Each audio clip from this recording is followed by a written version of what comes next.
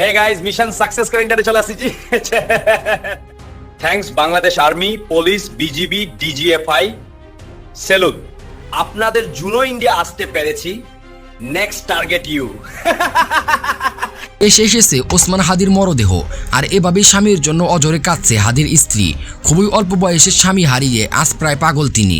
হাদির জন্য এদিকে সারা দেশের মানুষ দোয়া করলেও কিছু মানুষ প্রশ্ন তুলেছেন, স্বামী মরে যাওয়ার পরও স্ত্রী কেন সামনে আসছে না। প্রশ্ন তুলেছেন প্রত্যেক জায়গায়, কেন ফাতেমা তাসলিম জুমা দৌড়াদৌড়ি করছেন। অবশেষে দেখা গেল স্বামী হারিয়ে আজ অজরে কাঁদছেন হাদির স্ত্রী।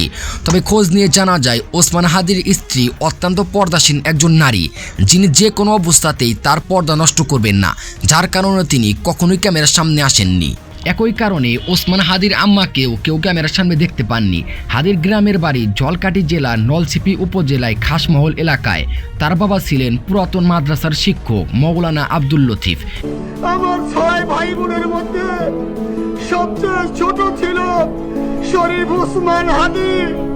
আজকের তার লাশ আমার কাঁধে বহন করতে হচ্ছে।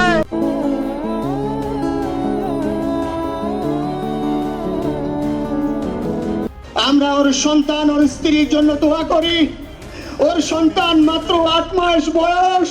3 ভাই ও 3 বোনের মধ্যে হাদি ছিলেন সবার ছোট।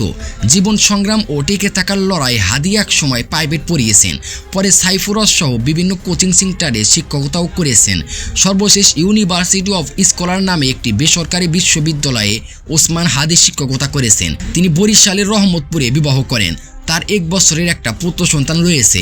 হাদির স্ত্রী যখন অন্তঃসন্তা তখনই হাদি গণ অবদানে ঝাঁপিয়ে পড়েন, অথচ নতুন বাংলাদেশে সবার আগে হাদিকে গুলিবিদ্ধ করা হলো। ওসমান হাদি ভাইয়ের রক্তের শপথ, ওদেরকে বাংলাদেশে 1 ইঞ্চিও জায়গা দেওয়া হবে না।